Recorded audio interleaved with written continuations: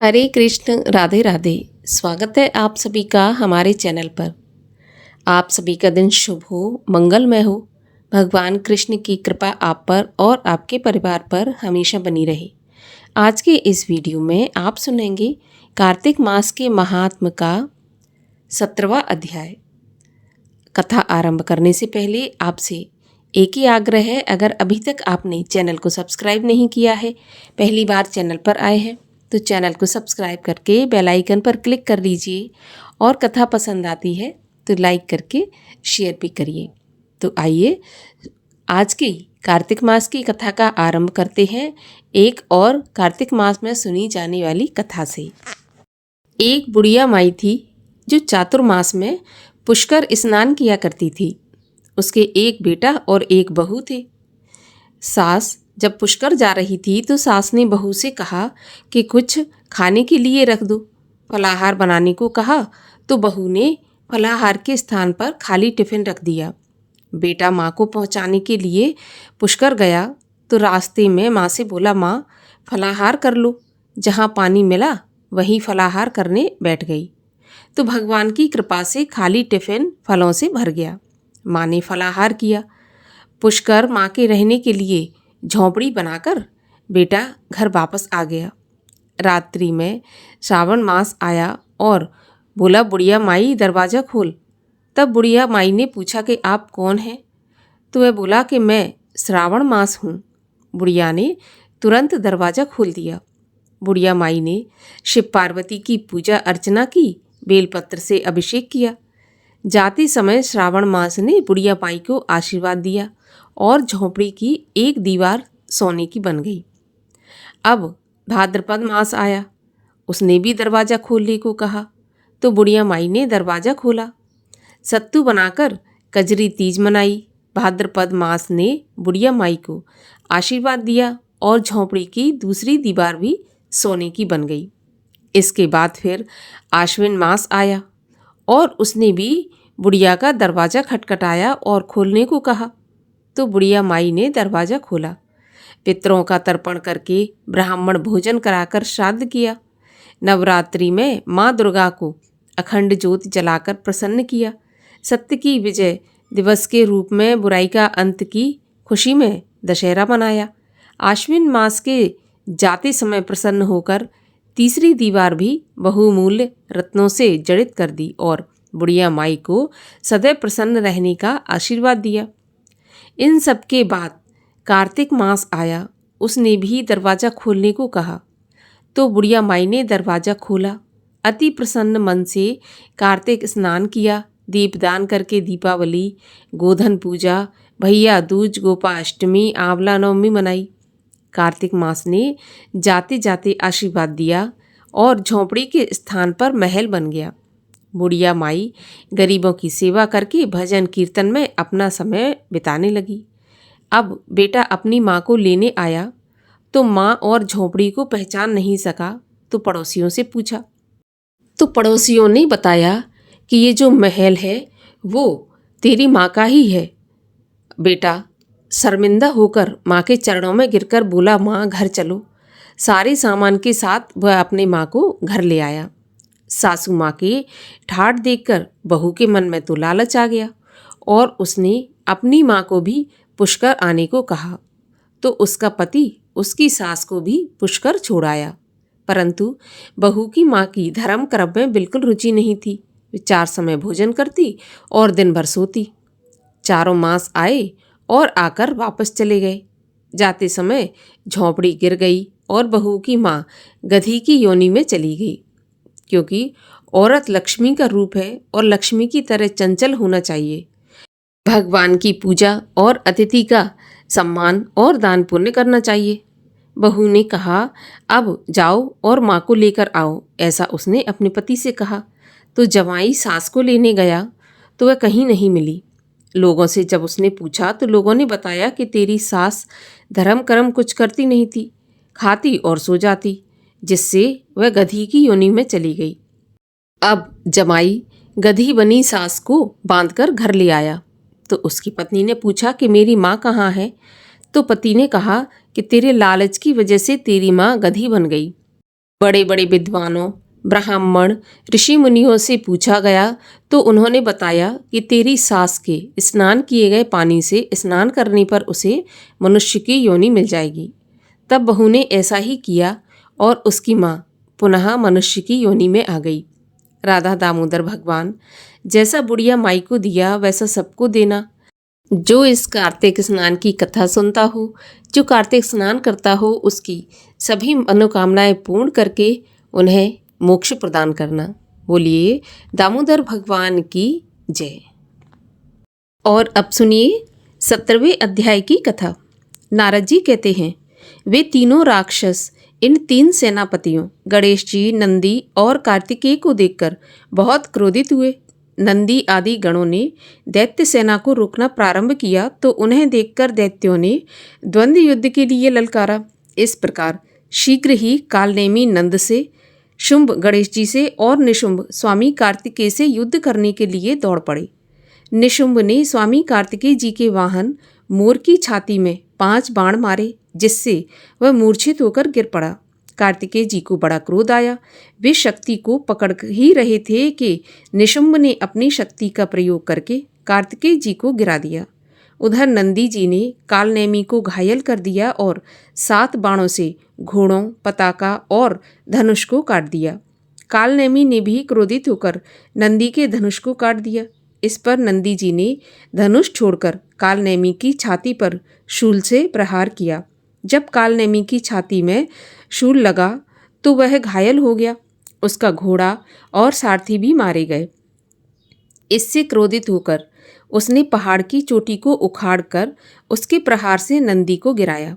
उधर शुंभ और गणेश जी भी भयानक युद्ध कर रहे थे।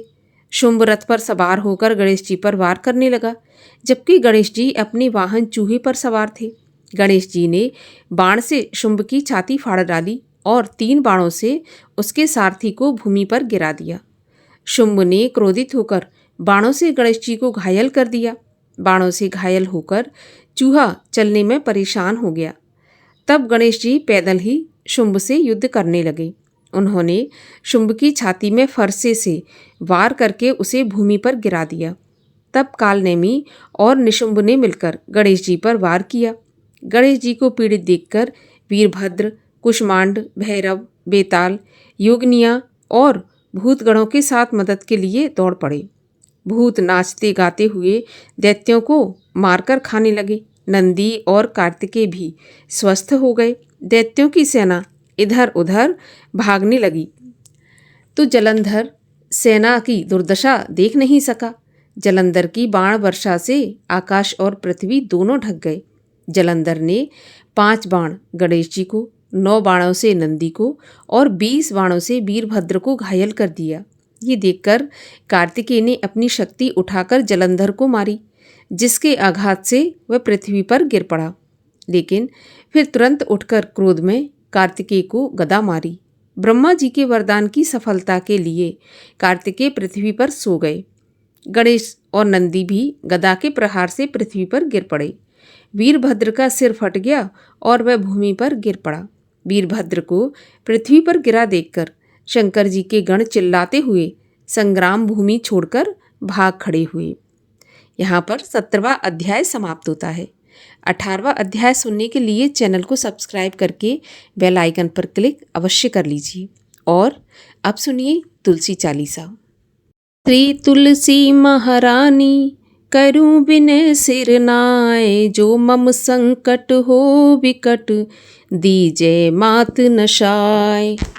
नमो नमो तुलसी महारानी, महिमा अमित न जाए बखानी।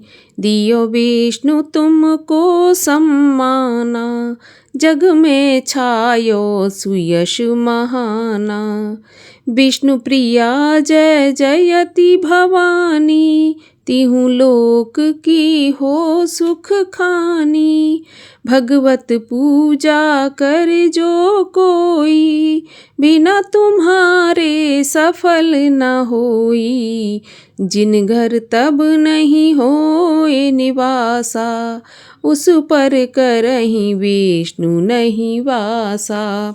करे सदा जो तब नित सुमिरन, तेहि के काज होए सब पूरन। कार्तिक मास महात्म तुम्हारा, जाको जानत सब संसारा। तब पूजन जो करे कुंवारी, पावे सुंदर वर सुकुमारी। कर जो पूजा नित प्रति नारी, सुख संपत्ति से होए सुखारी। वृद्धा नारी करे जो पूजन, मिले भक्ति होवे पुलकित मन। श्रद्धा से पूजे जो कोई, भवनिध से तर जावे सोई। कथा भागवत यज्ञ करावे, तुम बिन नहीं सफलता पावे। छायो तब पर ताप जग भारी, ध्यावत तुम ही सकल चित धारी। तुम ही मात यंत्रन तंत्रन में, सकल काज सिद्ध होवे क्षण में। औषधि रूप आप हो माता, सब जग में तब यश विख्याता। देव ऋषि मुनि और तपधारी, करत सदा तब जय जयकारी। वेद पुराणन तब यश गाया, महिमागम पार नहीं पाया। नमो नमो जय जय सुख कारण, नमो नमो जय दुख निवारण। नमो नमो सुख संपत्ति देनी, नमो नमो अघ काटन छेनी। नमो नमो भक्तन दुख हरिनी, नमो नमो दुष्टन मद छेनी। नमो नमो भव पार उतारने, नमो नमो परलोक सुधारन।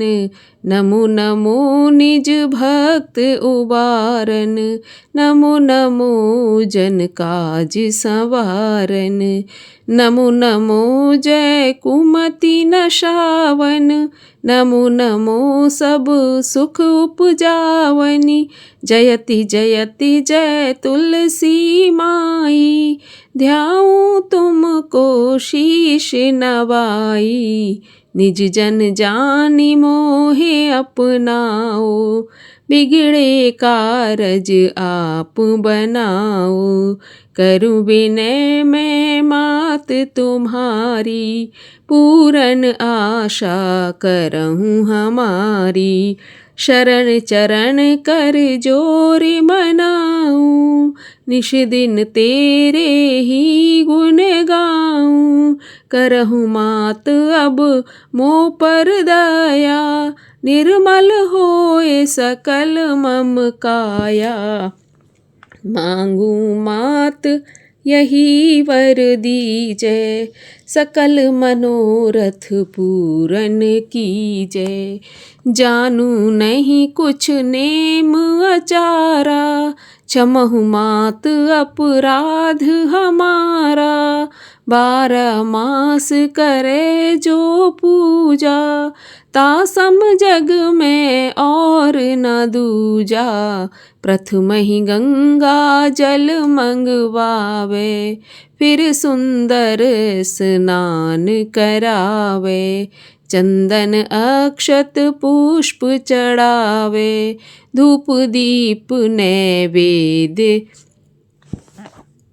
लगावे। करे आचमन गंगा जल से, ध्यान करे हृदय निर्मल से।